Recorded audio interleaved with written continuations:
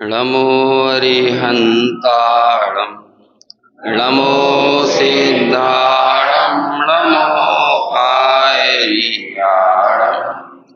नमो वज्रायाणं नमो लोये सवसाणं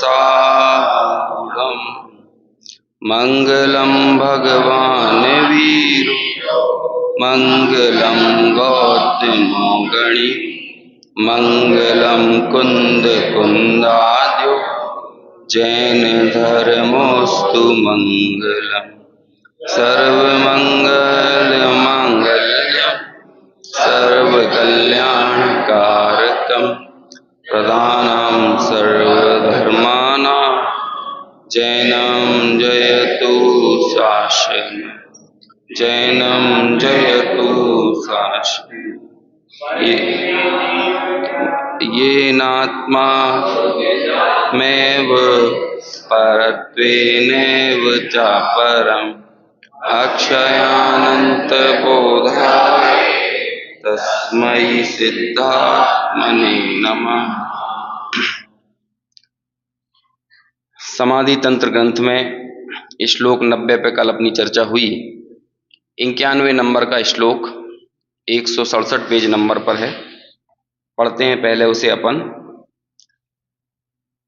पहले उत्थानी का देखते हैं कि देह में दर्शन व्यापार का विपर्यास यानी विपरीतता बताकर अब कहते हैं। देह में दर्शन मतलब देह दृष्टि, देह और आत्मा को एक मानने का विपर्यास, ऐसी विपरीतता जिसके होती है उसकी कैसी दशा होती है। और एक बहुत ही आम जीवन में बहुत प्रचलित एक उदाहरण है, हम और आपके अलग अलग प्रसंगों पर वो सुनते रहे हैं कि अंधे के ऊपर लंगड़ा बैठा हुआ है ना। तो अंधा और लंगड़ा का जब सुमेल मिलता है तो एक चलने का काम करता है और एक रास्ता बताने का काम करता है। वो दो अलग अलग लोग हैं कि एक व्यक्ति है, दो अलग अलग है ना, लेकिन उन दोनों का परस्पर में समझ लो निमित्त नैमित्तिक संबंध ऐसा है कि दोनों एक दूसरे पर परस्पर आश्रित हो गए हैं और ऐसे ही वो एक दूसरे का जीवन निरंतरता के साथ जीते हैं।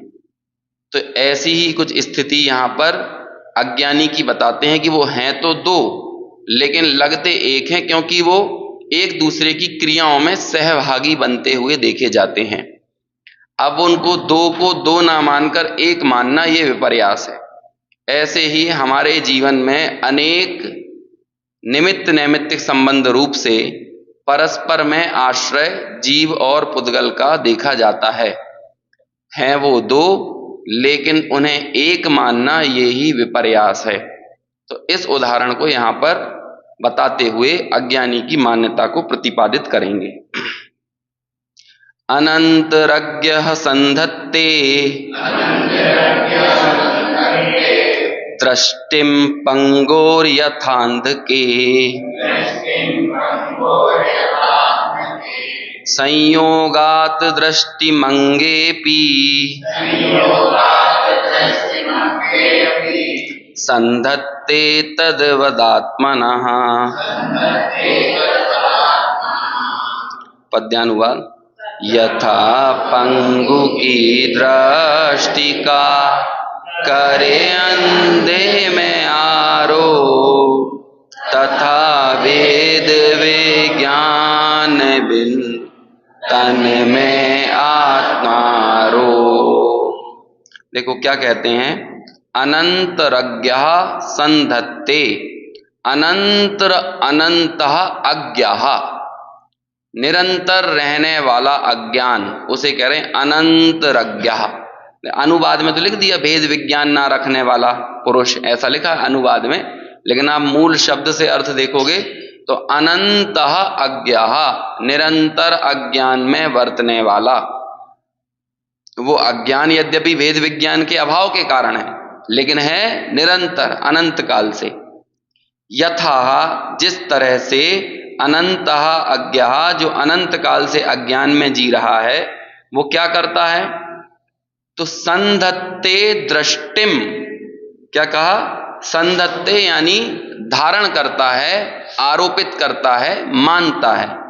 क्या मानता है?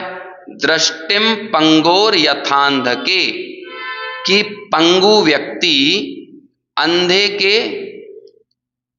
के कंधे पे पंगु बैठा है ना, मतलब लंगड़ा व्यक्ति अंधे के कंधे पे बैठा है, लेकिन वो ऐसा मानता है कि ये दृष्टि किसकी हो गई? किसकी दृष्टि हो गई? ये पंगु की दृष्टि हो गई, है ना। पंगु मतलब परस्पर में उल्टा मानने लगा। वहां पर चलना किसका है? चलना है अंधे का, और दृष्टि है पंगु की, लंगड़े की, ठीक है ना। लेकिन अब उसने आरोपित क्या कर लिया? जब अंधे के कंधे पे पंगु मतलब लंगड़ा व्यक्ति बैठा, तो परस्पर में इतरेतर संबंध ऐसा स्थापित कर लिया कि ये चल रहा है लंगड़ा और देख रहा है अंधा, है ना। दोनों के कार्य भिन्न भिन्न हैं, लेकिन परस्पर में क्या? एक पने का अध्यास कर लिया। क्या अध्यास कर लिया? चल रहा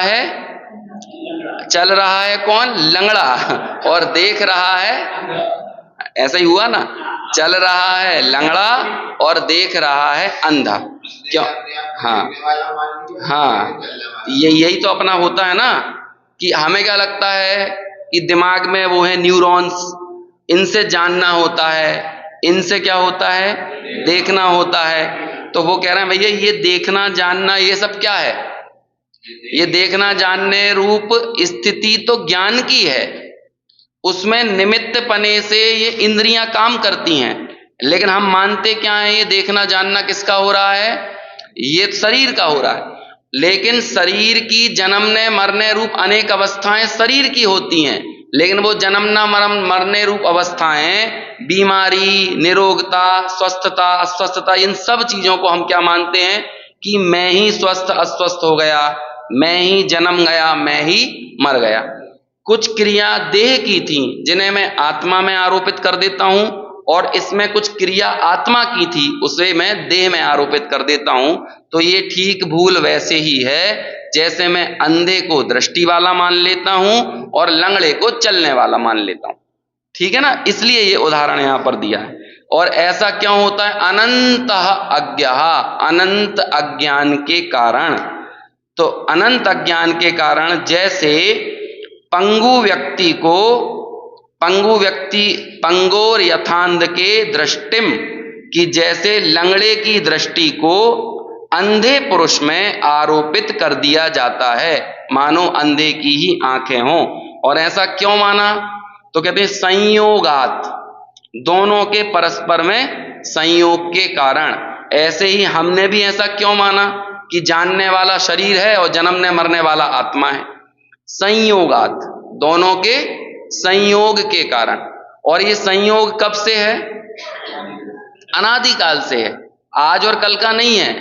परस्पर में ये मिलित अवस्थाएं अनंत काल से है। इस कारण अनंत काल से इन मिली अवस्थाओं के भेद ज्ञान करने के लिए विशेष प्रकार की दृष्टि चाहिए है। और अनंत क्या कहते हैं? अज्ञान का मूल भी यदि कुछ है तो वो क्या है? असमान जाति द्रव्य पर्यायों में एक पने का अध्यास करना।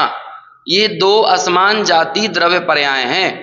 फिर हम इन असमान जाति द्रव्य पर्यायों को क्यों नहीं देख पाते, क्यों महसूस नहीं कर पाते? इसका उत्तर पहले दे चुके हैं। अनादि संस्कार के कारण और भेद ज्ञान के अभ्यास के अभाव में। दो चीजें बताई, अभ्यास का अभाव है ना, और अनादिकाल की मिलित अवस्थाओं को एक मानने के संस्कार। और इन्हें एक मानने के संस्कार को ही बोलते हैं मोह। समझ में आया? मोह कोई ऐसा फिजिकली एग्जिस्टेंस आप दिखाना चाहो तो मोह का कोई दिखा नहीं पाओगे। यद्यपि मोहनीय कर्म के दर्शन मोहनीय, चारित्र मोहनीय की इनकी वर्गणाएं होती हैं, फिजिकल एग्जिस्टेंस है, लेकिन उसकी भावपने की व्याख्या करो, वो तो द्रव्यपने में दिख रहा है मोह, वो भी केवली को दिख रहा है। समझ में आया ना? वो जो कार्माण वर्गणा रूप से है। लेकिन एक्चुअल में क्या है? एक्चुअल में भ्रम। अब आप बोलो किसी व्यक्ति का भ्रम आप यहां पर रख सकते हो, इस टेबल के ऊपर रखना हो, भले उसे हम ना देख पाए, लेकिन क्या केवली भी उस भ्रम को अणु परमाणुओं में देख सकते हैं? अणु परमाणु रूप है नहीं वो अनादि अज्ञान तो व्यक्तिगत भूल है। उस भूल में निमित्त पना आता है, वो दर्शन मोनीय या अथवा चारित्र मोनीय आदि कर्मों की कार्मण वर्गणाओं को नैमित्तिक पना है, वो रियलिटी नहीं है। रियलिटी क्या है? रियलिटी तो ये है कि वो अज्ञान व्यक्ति का स्वयं अशुद्ध उपादान है। ये दो शब्द बार बार भावार्थ में आए हैं, आप लोगों ने पूर्व में नोटिस किए हो तो। हमारा राग हमारा अशुद्ध उपादान है ना। और ये भी एक नय की शैली होती है। यदि आप राग को सर्वथा जुदा मानने लगोगे, जैसा कि सांख्य मत वाले मानते हैं, जैसा कि वेदांती मानते हैं, वेदांती बिल्कुल संबंध नहीं मानते राग के साथ, ऐसा ही सर्वथा राग का स्वयं से संबंध छोड़ दिया जाए तो क्या समस्या आएगी? हम उससे कभी दूर करने का पुरुषार्थ ही पैदा नहीं कर पाएंगे। समय सार पढ़कर बनारसी दास जी की स्वच्छंदता का बहुत बड़ा कारण ऐसे ही था कि उनको वेदांतियों जैसी स्थिति हो गई थी, सांख्य मतियों टाइप की स्थिति हो गई थी। ये नए व्यवस्था इतनी अद्भुत है कि यदि ये नए व्यवस्था नहीं होती ना, तो हम जिन शासन की एक भी बात को सही ढंग से समझकर सही ट्रैक पर आगे नहीं बढ़ सकते थे। और ऐसा अनेक लोगों के साथ हुआ है। देखो, ज्ञानी व्यक्ति निश्चित तौर पर ट्रैक छोड़कर चलता है वो, लेकिन दुनिया का ट्रैक छोड़ के चलता है, आगम का ट्रैक छोड़ के नहीं चलता है। समझ में आया? आगम का मतलब सर्वज्ञ का ट्रैक समझ गए ना? जैसे लीक बोलते हैं, लीक है ना, लीक छोड़कर चलत हैं वो एक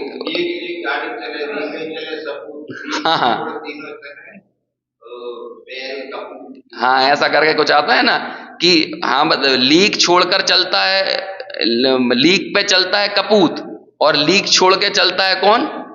सपूत, सायर, सपूत, ऐसे तीन लोग आते हैं ना, तीन लोग चलते हैं। लेकिन लीक छोड़ के चलने का मतलब ये नहीं है कि सर्वज्ञ की लीक ही छोड़ दी है। एक बहुत बड़ा उदाहरण ऐसा आता है, डॉक्टर साहब का आज जो उस पे जी जाग काय पे व्याख्यान आता है ना टीवी पे, जी जागरण के जिनवाणी चैनल पे, तो उसमें ये बात बोल रहे थे कि इसका सबसे बड़ा एक एग्जाम्पल है कि ओशो रजनीश लीक छोड़ के तो चला, वो व्यक्ति वो ज्ञानी था, है ना, लीक छोड़ के तो चला, लेकिन बाद में क्या हो गया, वो सर्वज्ञ की लीक भी छोड़ दी। समझ में है ना? लीक तो छोड़ी, लेकिन इतनी लीक छोड़ दी कि वो सर्वज्ञ की लीक ही छोड़ दी। और वो उसका बहुत बड़ा कारण क्या था? जीवन के दो हिस्सों में रजनीश अपने विरुद्ध ही खड़ा हो गया था, है ना। ओशो रजनीश उनके ज्ञानी होने में, तार्किक होने में, प्रतिभाशाली होने में कोई संशय नहीं है ना। वाक पटुता में वो समझ लो वाकई में हजारों साल में एक व्यक्ति वैसा पैदा होता है। लेकिन एक बात ध्यान रखिए, जिन शासन में प्रतिभा से कोई महान नहीं होता है, चरित्र से महान होता है। हाँ देखो, जितने दुनिया में बवंडर लेके आने वाले लोग भी प्रतिभाशाली होते हैं। ये पुतिन, जेलेंस्की, है ना, ये सब लोग बड़े प्रतिभाशाली हैं।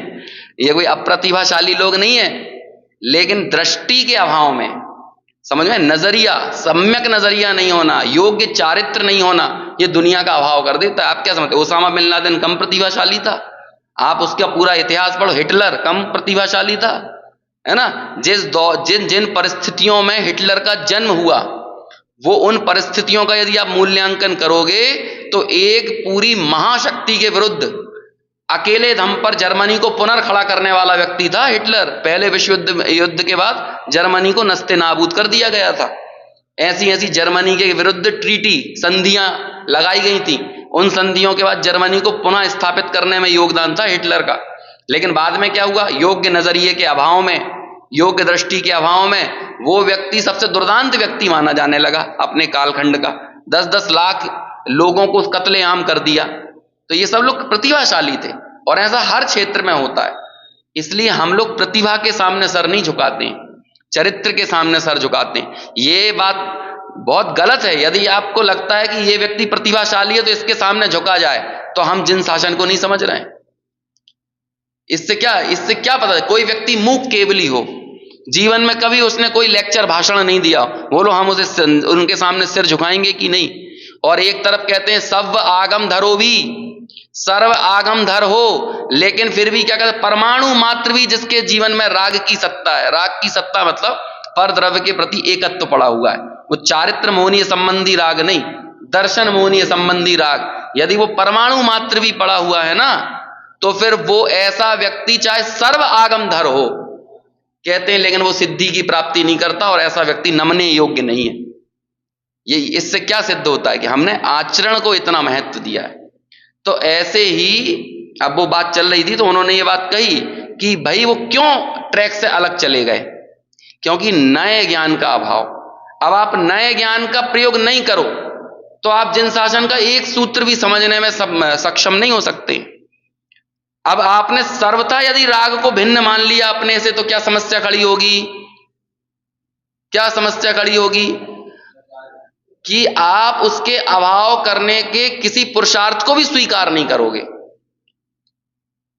उपचरित असद्भूत व्यवहार नय, आप इस नय को हटा दो, आप अकेले इस नय को नहीं हटाओगे। आपने यदि गलती से देखो, एक तरफ तो कहा जाता है कि जिस दृष्टि में भगवान आत्मा आता है उस दृष्टि में अशुद्ध निश्चय नय और सर्व व्यवहार, इन दोनों के विषयों की सत्ता किंचित मात्र भी नहीं है। क्या कहा, जिस दृष्टि में भगवान आत्मा आता है, जिस दृष्टि में इन द सेंस जो नय भगवान आत्मा का अवलंबन लेता है, उस नय, वो नय किसका निषेध करता है, सर्व व्यवहार का निषेध करता है और अशुद्ध निश्चय आदि का भी निषेध करता है और अपूर्ण निश्चयों का भी निषेध करता है। अपूर्ण निश्चय कौन से हैं, एक देश शुद्ध निश्चय है, अपूर्ण है। साक्षात शुद्ध निश्चय है यद्यपि पूर्ण है, लेकिन इसके बावजूद वो शाश्वत नहीं है, मतलब शाश्वत वस्तु को विषय नहीं बनाता। शाश्वत वस्तु को विषय बनाने वाला सिर्फ एक नय है और उस नय का नाम क्या है, परम शुद्ध निश्चय। शाश्वत को विषय बनाता है, शुद्ध को विषय बनाता है। तो ऐसे में उसने सारे नयों का निषेध कर दिया। सबसे पहले वो नय जिसका निषेध करता है वो होता है उपचरित असद्भूत व्यवहार नय, सबसे स्थूल नय। जो उपचरित असद्भूत व्यवहार नय अथवा अनुपचरित को भी आप शामिल कर लो, लेकिन दोनों असद्भूत हैं। असद्भूत मतलब जिसकी आत्मा में किसी तरह भी सत्ता नहीं है, ऐसे पदार्थ को आत्मा का बताने वाला नय, वो कहलाता है असद्भूत व्यवहार नय।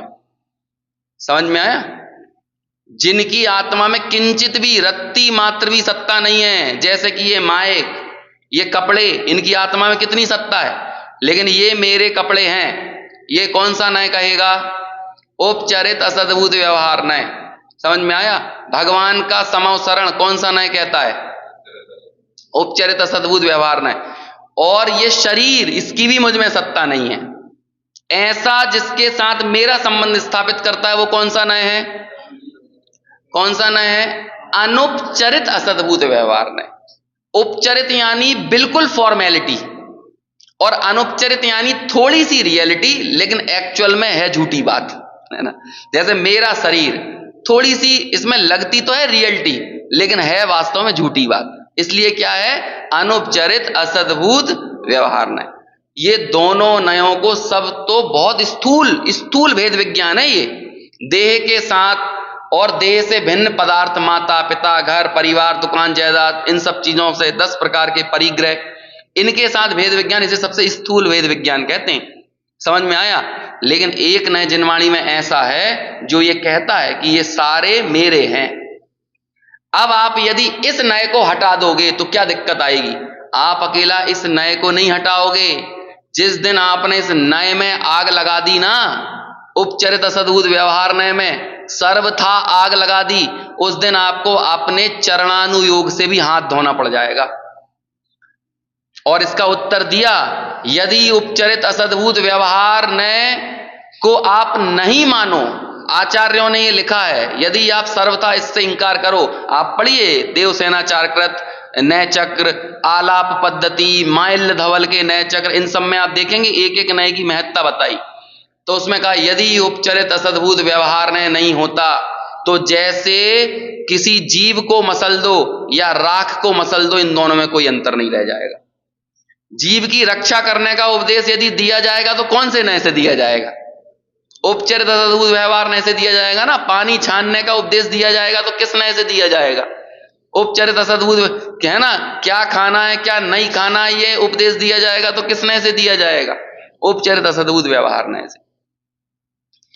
तो इसलिए इन नयों की अपने अपने स्तर पर योग्य उपयोगिता है। लेकिन जब बात आती है अनुभव की, तो अब तो आत्मानुभव करना है ना, तो वो सारे नय जो कि आपके अपरम पद में कार्यकारी थे, वही सारे नय परम पद में जाने की स्थिति में आपके लिए बाधक बन जाते हैं। इसलिए परम शुद्ध निश्चय ने उन सब का निषेध कर देता है। समझ में आया? तो ऐसे ही एक भूमिका में जब व्यक्ति तत्व निर्णय तत्व विचार की श्रृंखला में आगे बढ़ता है तो उसका वास्ता राग से भी पड़ता है, जैसा देह से पड़ा था।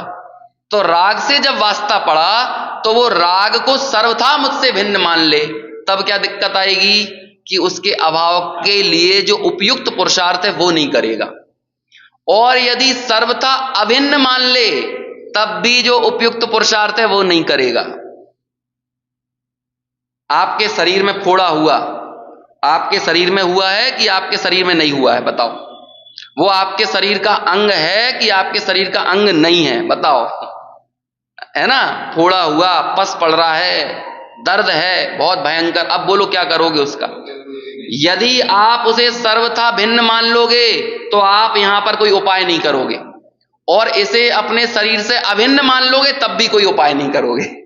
समझ में आया ना? तो अब हुआ कि नहीं, कथनचित भिन्न और कथनचित अभिन्न।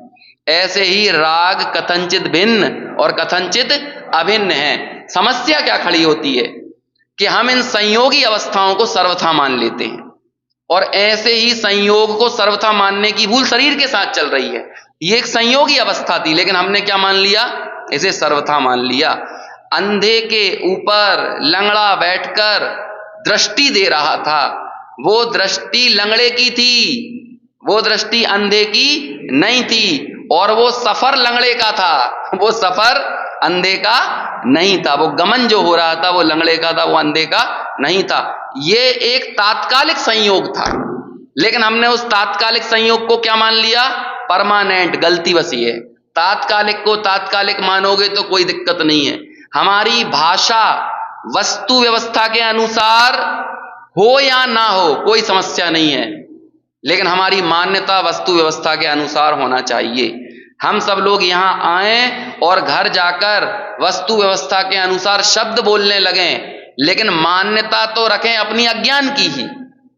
तो ये स्वाध्याय का प्रयोजन नहीं है। आप यहां से घर जाओगे तो यही कहोगे कि भाई खाना दे दो, कभी कभी ये भी बोलोगे कि आज खाने में ये कमी रह गई, आज ये नहीं रह गई, लेकिन भीतर से वियोग बुद्धि उसके प्रति है या नहीं, ये ध्यान रखना है।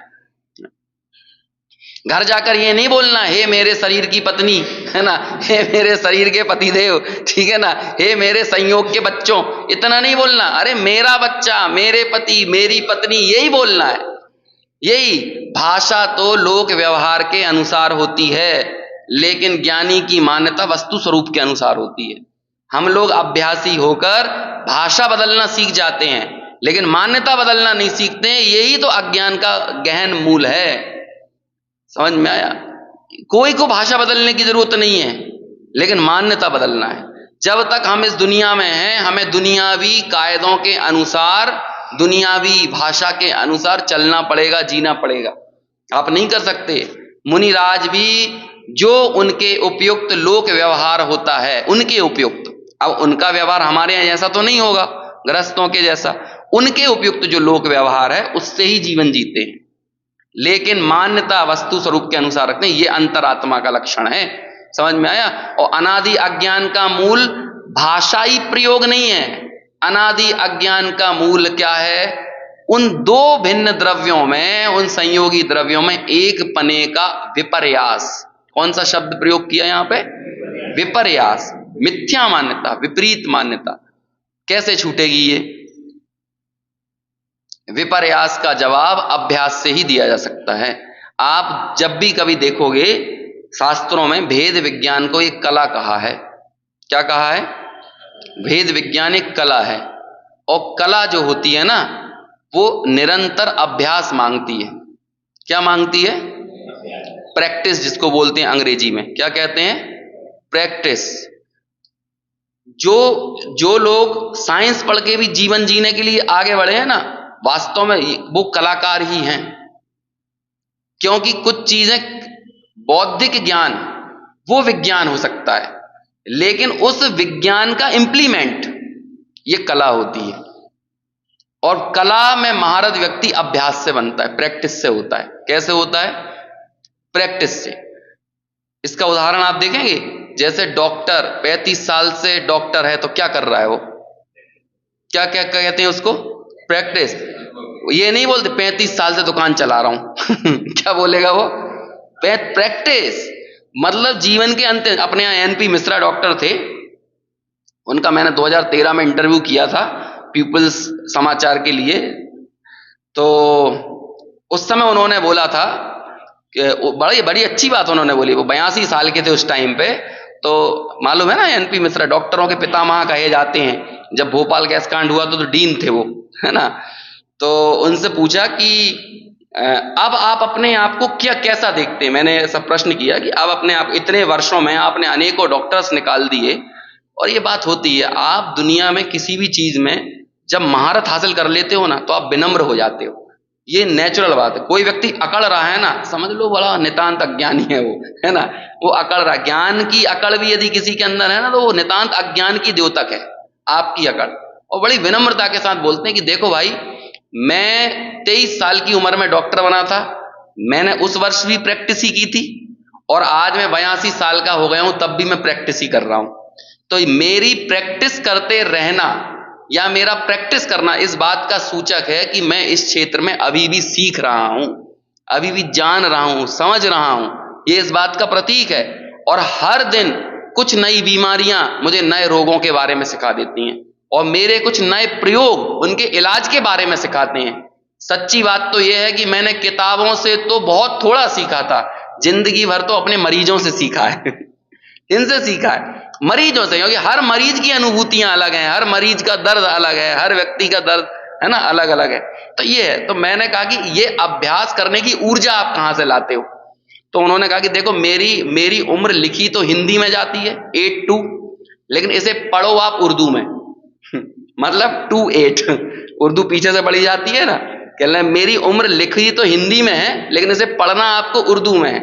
और मुझे अपने क्षेत्र में इतनी मोहब्बत है, मैंने ज्ञान तो अर्जित किया था विज्ञान से, लेकिन मैं जिंदगी भर एक कलाकार रहा हूं है ना। तो वो विज्ञान था, लेकिन ये कला तो क्या थी? निरंतर अभ्यास करते रहना। ये है प्रैक्टिस, अभ्यास। ऐसे हम ये जो स्वाध्याय कर लेते हैं ना, ये तो आप विज्ञान लेके जाते हो, बाकी 23 घंटे आपको कलाकार बनना है। इस भेद विज्ञान का निरंतर अभ्यास करना है। ये कलाकारी, ये जिंदगी भर आपको दिखाना है, ये विपरीत परिस्थितियों में दिखाना है। वो विपरीत परिस्थितियों में आपका स्वाध्याय साकार होगा। जब सर्व अनुकूलता है, शरीर में कोई समस्या नहीं है, कोई दिक्कत नहीं है, घर परिवार में सब चीजें सही चल रही है, ऐसे में तो दुनिया धर्म कर लेती है, धर्म की एक्टिंग कर लेती है। लेकिन इसका प्रयोग, इसकी कलाकारी आपकी कहां देखने को मिलेगी? कब दिखेगी? जब कदम कदम पर दिखेगी। जब घनघोर साता का उदय आएगा, तब भी दिखाना है ये कलाकारी, और जब घनघोर असाता का उदय आएगा, तब भी दिखाना है ये कलाकारी। साता के उदय में मतलब अनुकूलता की ठंडी हवाओं में मान का जुकाम नहीं होना चाहिए, और प्रतिकूलताओं की लू चलने पे, समझ में आया, क्रोध का बुखार नहीं आना चाहिए समझ में आया। छोटे दादा ने लिखा उत्तम क्षमा और उत्तम मार्दव वाले प्रकरण में।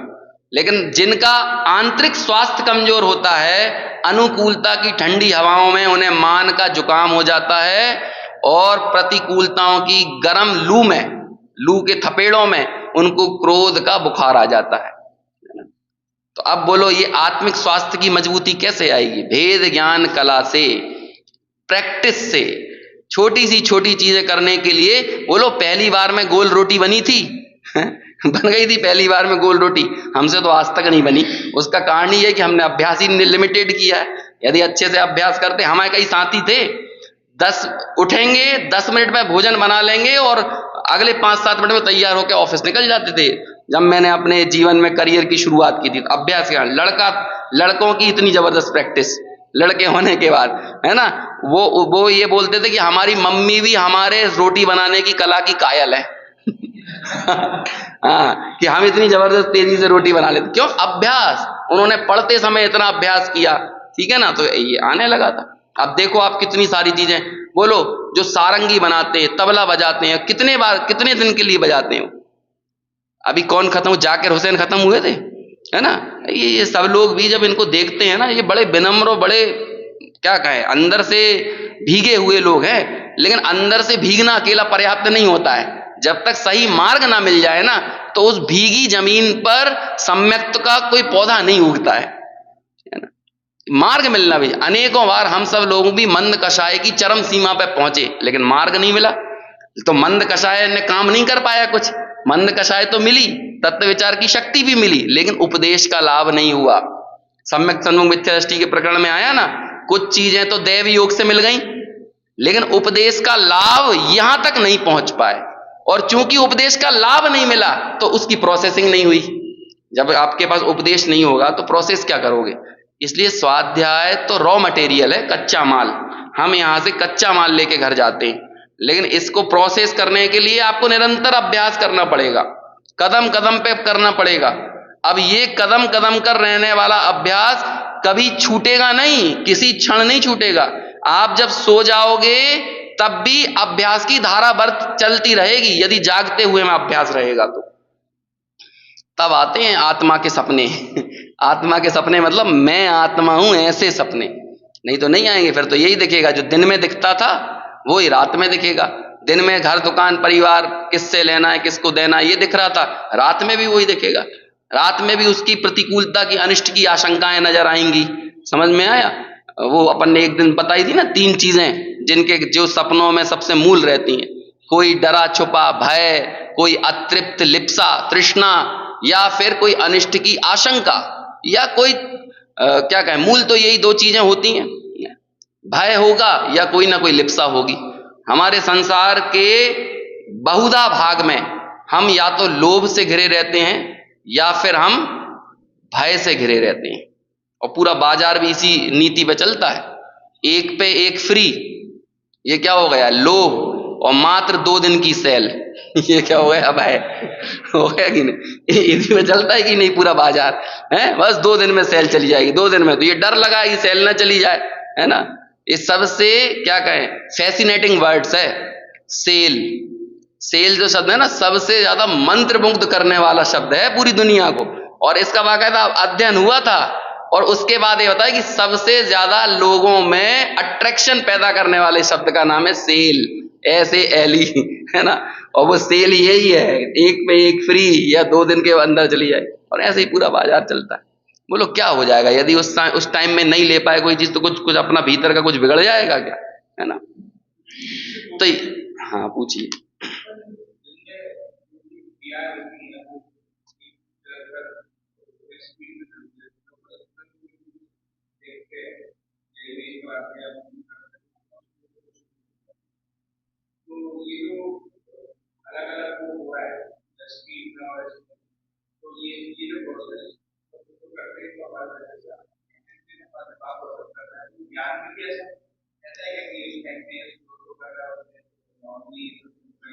नहीं देखो, ऐसा है कि वैसे तो मैं स्वप्न विज्ञान का कोई विशेष जानकार नहीं हूं, लेकिन बस इतना समझ लो कि ज्ञान की कोई 1-2 परतें नहीं होती हैं, अलग अलग स्तर होते हैं। और अलग अलग स्तरों में इनके भी आपस में संबंध होते हैं ना। जैसे कि हम किसी चीज को जानते हैं, इसमें अकेला ज्ञानावरणी काम नहीं करता, वीर्यांतराय भी काम करता है। वीर्यांतराय कर्म का भी क्षय उपशम होगा, तब कोई चीजें जानने में आएंगी। तो मतलब शक्ति, पुरुषार्थ, अंतराय कर्म जो है ना, उसको ही बोलते हैं। अंतराय कर्म के 5 भेद हैं, तो उसमें से एक वीर्यांतराय नाम का भेद है। वीर मतलब उसे जानने की ताकत। अब किसी चीज को जानना तो संभव है, लेकिन अब वीर्यांतराय कर्म उस समय वैसा क्षय उपशम में नहीं होगा, तो वो चीजें वैसी जानने में नहीं आएंगी। तो ऐसे ही आप, इसका एक मोटा मोटा उत्तर मैं दे रहा हूं, कोई मैं आपको एक्यूरेट उत्तर नहीं दे रहा हूं, कि ज्ञानावरणी का क्षय उपशम तो है कि अमुक पदार्थ को मैं जान लूं, लेकिन जागृत समय में वीर्यांतराय कर्म का जैसा क्षय उपशम होता है, वैसे सोते समय में नहीं रहेगा। तो इसलिए बहुत सारी चीजें अस्पष्ट हो जाती हैं, अस्पष्ट हो जाती हैं। फिर इसमें भी दर्शनावर्णी का भी अलग रोल भूमिका रहेगी। अब आपकी निद्रा का स्तर क्या है, आप निद्रा में हो, निद्रा निद्रा में हो, प्रचला में हो, प्रचला प्रचला में हो, स्त्यान गृद्धि में हो, तो देखो ना ये आपस में सारे कर्म एक दूसरे से रिलेट हो जाते हैं कि नहीं। तो इन सब के क्षय उपशम के अनुसार स्पष्टता और अस्पष्टता वहां पर जानने में आती है। देखो हम क्या जान रहे हैं क्या नहीं जान रहे हैं, इसमें बहुत समस्या की बात नहीं है। या फिर देखो इसे दूसरी तरह से मैं बताने की कोशिश करता हूं कि एक शब्द होता है इच्छा और एक होता है कांक्षा। इनमें क्या अंतर है इच्छा और कांक्षा में?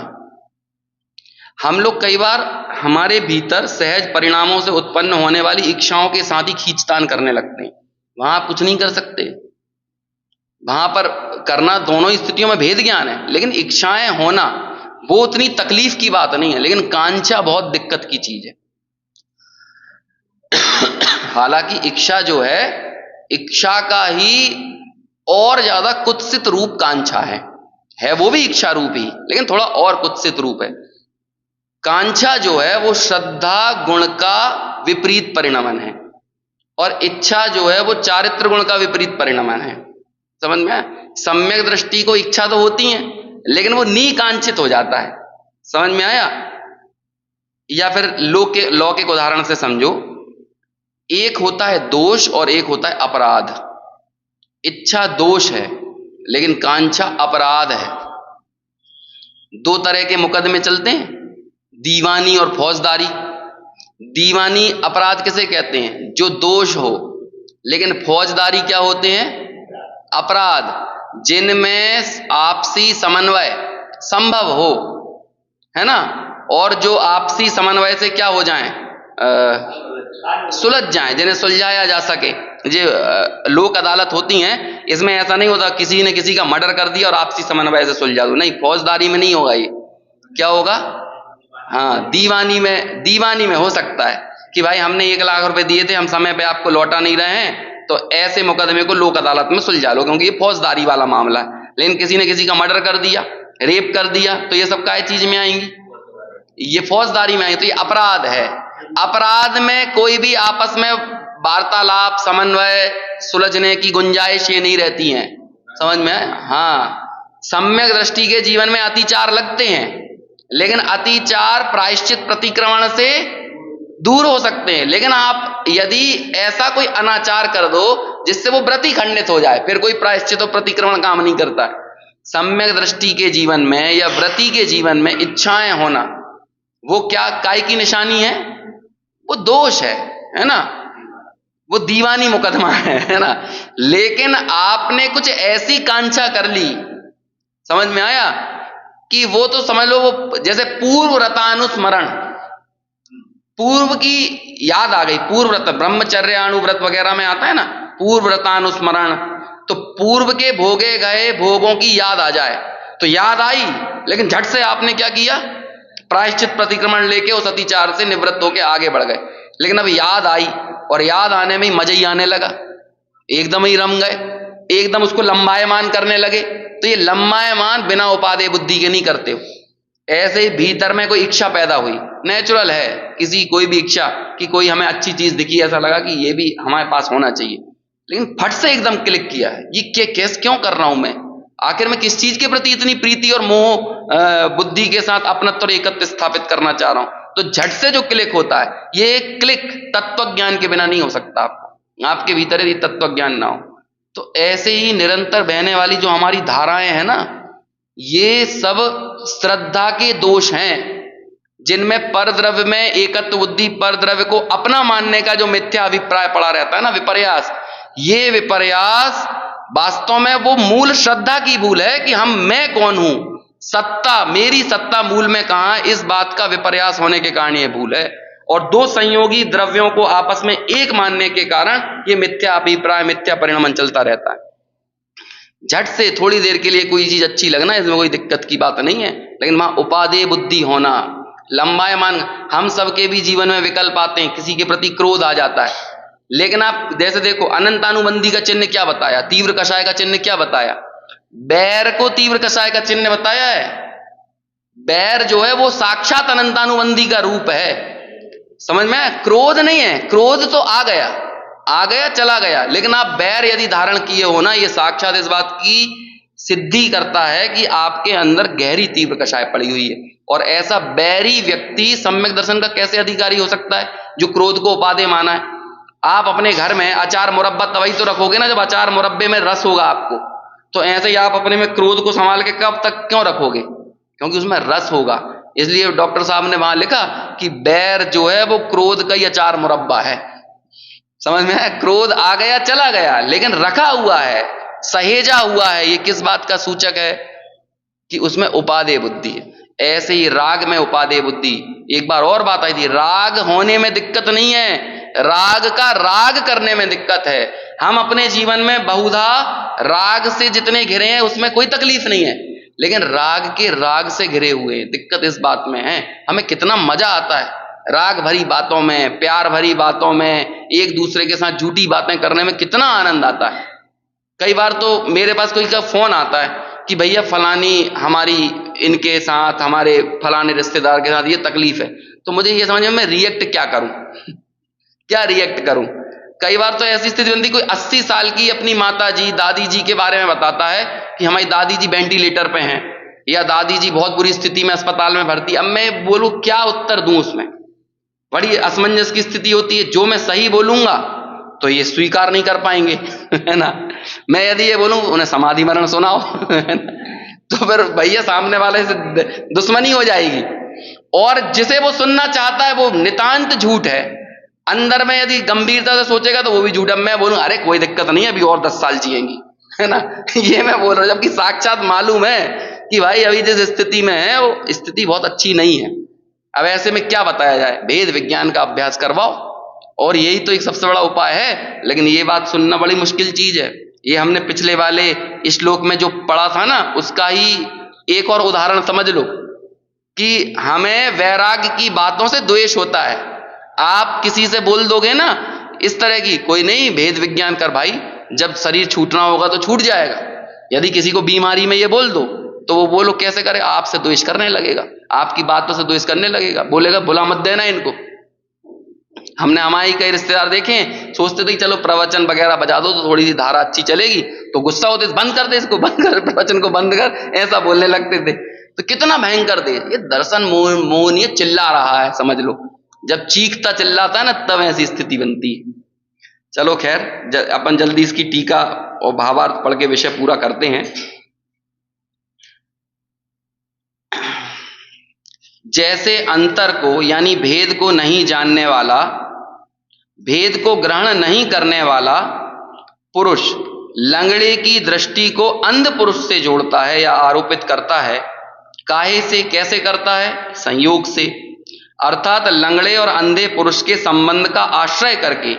इसी तरह देह और आत्मा के संयोग के कारण आत्मा की दृष्टि को शरीर में भी आरोपित करता है, अर्थात मोहाभिभूत बहिरात्मा मानता है कि शरीर देखता है। जो मोह से अभिभूत हो ऐसा ही जीव ये मानता है कि शरीर देख रहा है। दो भिन्न द्रव्यों के संयोगों को नहीं पहचानता है, उनमें आपस में अंतर नहीं कर पाता है, इसलिए दोनों को एक ही आरोपित करके ऐसा मानता है कि ये देखना जानना देह कर रहा है।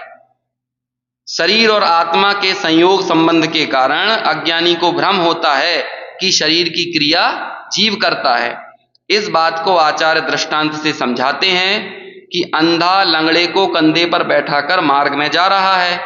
सही मार्ग में जाने के लिए लंगड़ा अंधे को इशारा करता है। लंगड़े अंधे दोनों का संयोग रूप जोड़ा है। मार्ग गमन में लंगड़े की दृष्टि और अंधे के पैर काम करते हैं। इन दोनों की संयुक्त गति का भेद नहीं जानने वाला कोई मंद दृष्टि वाला पुरुष यह समझता है कि यह अंधा ही सावधानी पूर्वक देखकर चल रहा है, परंतु यह तो उसका भ्रम है। इसी प्रकार आत्मा और शरीर के संयोग संबंध का भेद नहीं जानने वाला बहिरात्मा शरीर की क्रिया को आत्मा की क्रिया समझता है, अर्थात शरीर को ही आत्मा मानता है। यह उसका वैसा ही भ्रम है। जैसे अंधे की गति में लंगड़े की दृष्टि निमित्त मात्र है, अर्थात जैसे उस गति और दृष्टि में कर्ता कर्म संबंध नहीं परंतु मात्र निमित्त नैमित्तिक संबंध है, इसी तरह शरीर की गति का कर्ता आत्मा नहीं है। किसी समय दोनों के मध्य मात्र निमित्त नैमित्तिक संबंध होता है परंतु कर्ता कर्म संबंध तो नहीं होता, कभी नहीं होता। अज्ञानी को संयोग संबंध के कारण दोनों के एक पने का भ्रम हो जाता है और इसलिए वह शरीर और आत्मा को एक मानकर शरीर की क्रिया जीव करता है ऐसा मानता है। निमित्त होने पर भी निमित्त से निरपेक्ष उपादान का परिणमन होता है, ऐसा तो तभी समझा जा सकता है कि जब हमारे भीतर भेद विज्ञान की कला हो। ऐसी भेद ज्ञान की कला जिस अंतरात्मा की पैदा होती है, फिर वो अंतरात्मा का कैसा नजरिया होता है उसे अगले श्लोक में बताएंगे। इसी उदाहरण को एक बार फिर से लेंगे, लेकिन अंतरात्मा इन दोनों की संयोग दृष्टि संयोग संबंध को भिन्न जानता है, एक नहीं जानता है, बहिरात्मा एक जानता है। तो अभी फिर से वही उदाहरण देकर अंतरात्मा की दृष्टि को अगले श्लोक में समझाएंगे, उसकी चर्चा आगे।